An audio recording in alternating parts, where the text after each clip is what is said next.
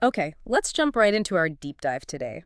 We're focusing on some key excerpts from Deuteronomy chapter 14. Yeah, it's a really fascinating chapter. It is. We want to explore the instructions, the insights in these verses, because they give such a window into how this particular group understood who they were. And how they live that out day to day. Exactly. Things like identity, mourning, really detailed food rules, even how they handled money, well, resources like tithes. It all paints a picture of what it meant for them, according to this text, to be set apart, to be wholly a treasured possession. And it wasn't just theoretical, was it? It was practical. Very practical, right down to the dinner table, as we'll see. So the source starts with this incredibly powerful statement right at the beginning.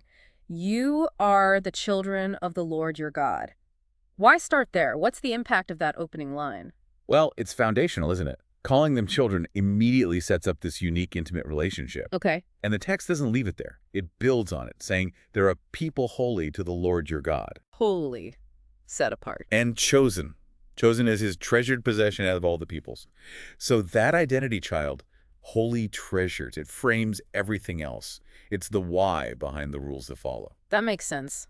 It establishes the premise first, and then right after this really profound identity statement, we get a very specific command. Maybe seems a bit jarring. You mean the bit about mourning? Yeah. Do not cut yourselves or shave the front of your heads for the dead.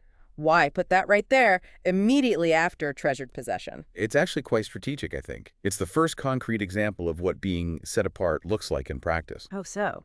Well, those practices, ritual cutting, specific shaving for mourning, were apparently common among neighboring cultures. Ah, okay. So by forbidding them, the text is drawing a clear line. It's saying, your way of dealing with grief, this deeply human experience, needs to reflect your unique identity as God's holy people. So even sorrow had to be expressed differently. It seems so. It shows how this identity wasn't just for, temple ceremonies. It affected even the most personal moments. Wow. Okay, so identity connects directly to personal practice, like mourning. Let's shift gears a bit because the text does. It moves from grief to, well, the kitchen, food. A big shift in topic, but still tied to that idea of being distinct. It starts broad, do not eat any detestable thing. Pretty general. But then it gets incredibly specific, doesn't it? Yeah. Especially with land animals. There's a clear rule. Right. What's the criteria there? Two things. The animal has to have a split hoof, properly divided, Okay, simple hoof. and it has to chew the cud. Both things are necessary. And the text lists examples that fit, right? Like ox, sheep, goat. Yeah, the common ones, and also some wilder ones. Deer, gazelle, various kinds of wild goats and antelope. If it meets both criteria, it's clean. You can eat it. But what's interesting is it then points out the exceptions, the almost but not quite animals. Exactly. That really highlights the precision. It mentions the camel, the rabbit, the coney. What's the issue with them? They chew the cud, which is one part of the rule. But the text says they don't have a split hoof. So because they only meet one condition, They're out. Unclean. ceremonially unclean for you is the phrase used. It's very clear-cut. And then there's the pig. Always the famous example. Right. The pig is kind of the opposite case. It does have a split hoof. But it doesn't chew the cud.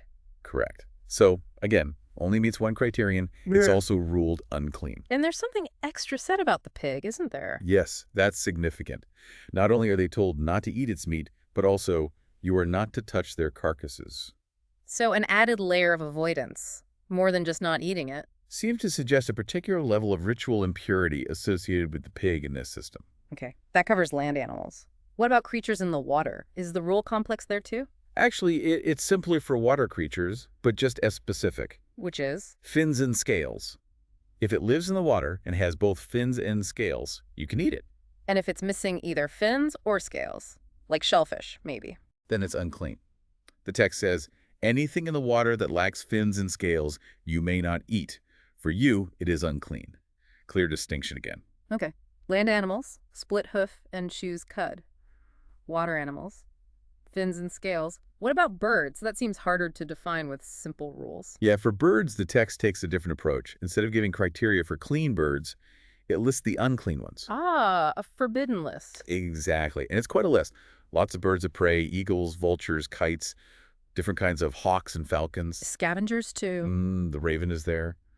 Also, birds often found near water or associated with night owls, storks, herons, gulls, cormorants. Even specific types of owls are mentioned, I recall. Yes, it's surprisingly detailed. Uh, And interestingly, the bat is included in this list of forbidden birds. huh, a mammal in the bird list. Well, ancient classifications were different, yeah. But the text does say before the list, you may eat any clean bird, implying there's a category of permitted birds, even if the criteria aren't spelled out here like for land or water animals. So you avoid the specific forbidden ones, and others are presumably okay. What about, flying insects? There's a rule for them too. Generally, all flying insects that swarm are unclean. Don't eat them. Generally, any exceptions? The text does add, but any winged creature that is clean you may eat, which suggests maybe some specific types were permitted, perhaps like locusts mentioned elsewhere, though not detailed right here. Okay. And one more specific food rule, finding something already dead. Roadkill, I guess, in modern terms. Right. The instruction is clear. Do not eat anything you find already dead. It wasn't slaughtered properly. But there's a twist here relating back to identity, isn't there? Yes, exactly. While they couldn't eat it, the text says you can give it to an alien, a non-Israelite living among them, or sell it to a foreigner. Why the difference? The text immediately follows that permission with the reminder, but you are a people holy to the Lord your God. Their holiness meant stricter rules for them compared to outsiders. That really drives home the set-apart idea again, and we can't skip that final, very specific dietary law mentioned. Ah, yes. Do not cook a young goat in its mother's milk. It seems so. Particular. Different from the animal identification rules. It does. It's about food preparation, not just the animal itself. Its precise, original meaning is debated, but it stands as another distinct boundary marker within these laws. So if we pull back from all these details, hooves, scales, bird lists, cooking methods, what does this intense focus on food tell us, according to the text, about this people, the relationship with God?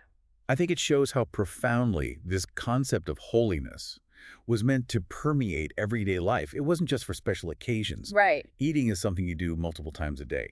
These rules turned every meal into a potential act of identity, a reminder of their distinct covenant relationship. So the mundane becomes sacred, in a way. Exactly. It was a constant, practical way to live out being God's treasured possession. Boundaries on the plate reflecting boundaries between peoples. That reframes it significantly. Yeah. Okay, let's make another shift. From these very personal practices, morning eating, to something more communal, more economic, the tithe. Another major section in this chapter. The basic rule starts simply. Be sure to set aside a tenth of all that your fields produce each year. A 10% rule. Yes, but the purpose given is really interesting. It's not just about giving money or produce away. What is the stated purpose? The text says to eat the tithe in the presence of the Lord your God at the place he will choose. Why? So that you may learn to revere the Lord your God always. Eat the tithe. So it wasn't all given away, and the goal was learning reverence. Correct. For this particular annual tithe, it was a communal meal, a celebration shared with God at the central sanctuary. The act of bringing and eating was linked to cultivating awe and respect for God. But life isn't always simple. The text anticipates problems, right? Mhm. What if that central place, the place he will choose, is really far away? Transporting grain and animals could be difficult. Yeah, it's very practical about that. It offers an alternative. Which is, If the journey's too long, you can basically convert the tithe into cash, exchange your tithe for silver, take the silver instead. okay. Much easier to carry. Much easier. And then when you arrive at the designated place, You use the silver. yes, use the silver to buy whatever you like. Cattle, sheep, wine, fermented drink, anything you desire. So you end up having the celebratory meal anyway. Exactly the point. The instruction is, eat there in the presence of the Lord your God and rejoice with your household. The practical problem is solved, but the core purpose gathering, celebrating, sharing in God's presence remains central. It shows flexibility within the system, focusing on the principle. Now, who is meant to benefit from all this, besides the person bringing the tithe and their family? The text makes a point of specifically including others. It says, and do not neglect the Levites living in your towns. The Levites, why them specifically? Because, as the text reminds us, they have no allotment or inheritance of their own. They were the priestly tribe, serving religious functions, but they weren't given land like the other tribes. So they depended on the community support. Yes. This tithe system was a key part of their sustenance. It was a built-in responsibility. Okay, so there's the annual tithe eaten at the central place involving the Levites, but there's also a different instruction for every third year, isn't there? Correct. A special tithe cycle. At the end of every 3 years, the instruction changes. How so? Instead of taking that year's tithe to the central sanctuary, you're told to bring all the tithes of that year's produce and store it in your towns, locally. Stored locally. And who is this local tithe for? This is where the scope of care really broadens. The text lists the beneficiaries, Hmm. the Levites again, still noting they have no land, Okay, them again. but also the aliens, the fatherless, and the widows who live in your towns. So the most vulnerable groups in society, foreign residents, orphans, widows. Exactly. Those without the usual family or land-based support systems. This third-year tithe was essentially a community welfare fund, stored locally so these vulnerable groups could come and eat and be satisfied. That's quite a comprehensive system of social care described there. And is there a promised outcome for doing this, for sharing communally like this? Yes, the text ties it directly to blessing. The entire section concludes, "Do this, so that the Lord your God may bless you in all the work of your hands." So generosity and care for the community, especially the vulnerable, is linked to receiving blessing on your own work. That's the connection the text makes. Shared prosperity, you could Yeah. say. Taking care of the Levites, the alien, the orphan, the widow wasn't just nice. It was presented as integral to the community's relationship with God and their own economic well-being. Looking back at these tithing instructions, then, what are the main principles we see emerging about community, responsibility, maybe even economics as presented here? Well, several things stand out. Regular, mandated giving the tenth. But framing it giving within communal celebration and learning reverence, not just obligation. Mm-hmm. There's that practical flexibility for distance. Mm-hmm. And crucially, this clear, structured responsibility to care for specific groups lacking traditional support, the Levites and the vulnerable trio of aliens, fatherless, and widows. And linking that care directly to blessing. Yes, it paints a picture of a community where worship, social responsibility, and economic life are deeply intertwined, where being holy involves ensuring everyone, especially the vulnerable, can eat and be satisfied. We've covered a lot of ground in Deuteronomy 14 today, starting with that core identity, children of God, holy, treasured, Mm-hmm. then seeing how that played out in really personal ways like mourning customs and those incredibly specific food laws. Down to the hooves and fins. Right. And then shifting to the communal sphere with the tithe, outlining responsibilities for celebration, support, and caring for the vulnerable. It really shows how these instructions, diverse as they seem, all flowed from that central idea of being a distinct, treasured possession. It wasn't just a label. It was a comprehensive way of life described here. Connecting the highest calling to the most everyday details. Exactly. Holiness wasn't just in the sanctuary. It was in the kitchen, in the field, in how you managed your resources and looked after your neighbors. Themes of distinctiveness, community, dependence on God, they run through all of it.